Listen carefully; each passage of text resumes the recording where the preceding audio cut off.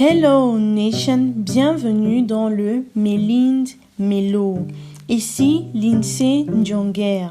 Tu as bien lu le titre. Aujourd'hui, on s'attaque aux croyances limitantes. Alors, c'est quoi une croyance? C'est tout simplement une pensée à laquelle on adhère complètement, dont on est persuadé de la véracité et qui est profondément ancrée en nous. Elle est dite limitante lorsqu'elle nous empêche d'exprimer notre réel potentiel. Vous le savez, et d'ailleurs je le dis toujours, notre vie est la matérialisation de nos pensées.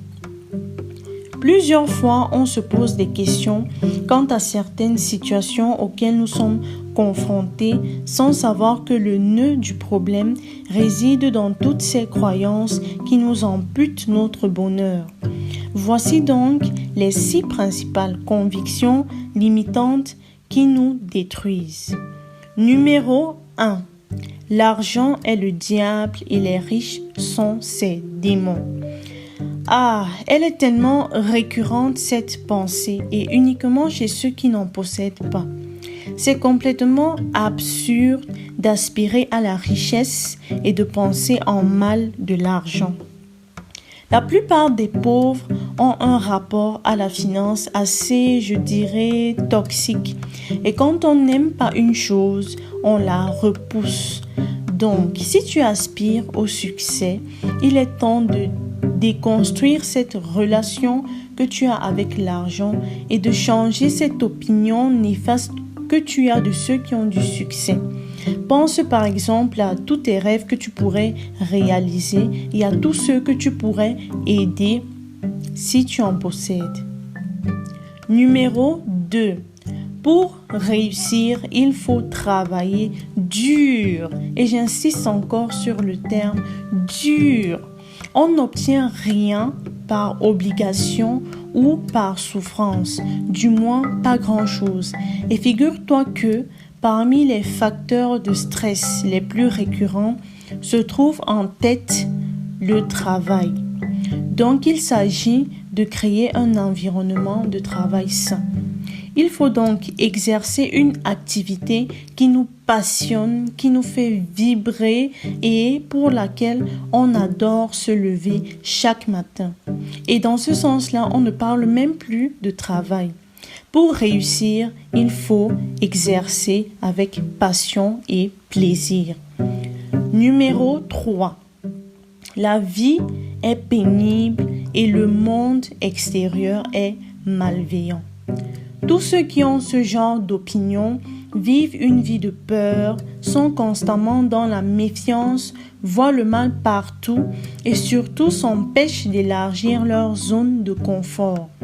Et que serait une vie si l'on ne découvre de nouvelles choses au quotidien?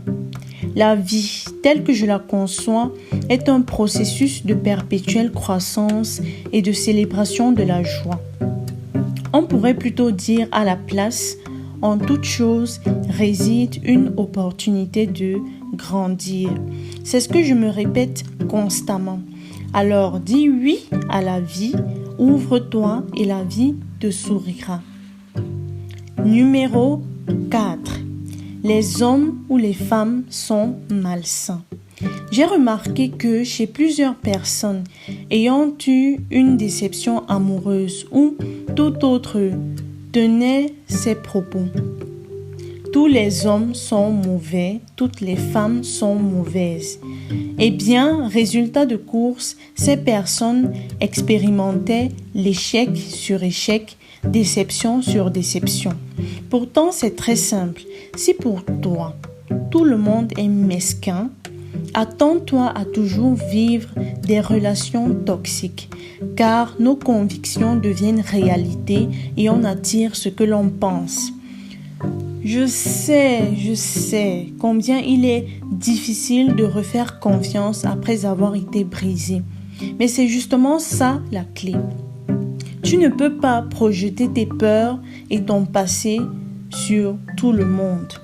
Il faut recommencer à aimer sans préjugés et en se détachant de son passé.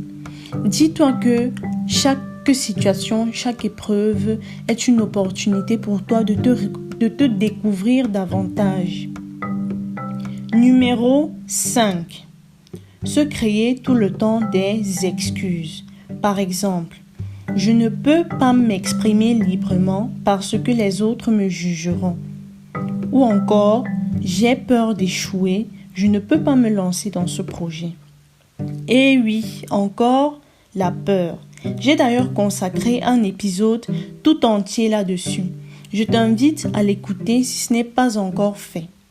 Donc, la peur est l'argument par excellence pour justifier son inaction. Le meilleur moyen de lutter contre cela est d'envisager le rejet. Sache aussi que tu ne peux plaire à tout le monde. Considère-le comme un moyen de revoir tes stratégies ou d'essayer autre chose. Ne fais pas de l'échec un frein à ton épanouissement. Et pour info, Thomas Edison a créé l'ampoule électrique après 1000 tentatives différentes. 6e et dernier point, la fameuse phrase « c'est la volonté de Dieu ». Pourquoi cette affirmation est limitante? Tout simplement parce que le propre de l'être humain est de rejeter la faute sur l'autre. Lorsqu'on fuit une réalité ou une conséquence de nos actes, on aura tendance à dire « c'est Dieu qui l'a voulu ».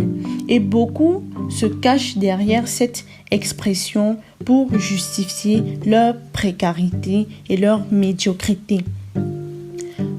Donc, vous croyez vraiment que sur cette terre, on aurait choisi ceux qui sont condamnés à la pauvreté et ceux qui ne le sont pas?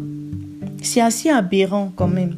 Concernant toujours le même sujet, il y en a qui agissent selon la fameuse phrase « Dieu va me punir » parce qu'on nous a peint un Dieu puissant, vindicatif, qui punit, qui sévit et pourtant on ne récolte que ce que l'on sème.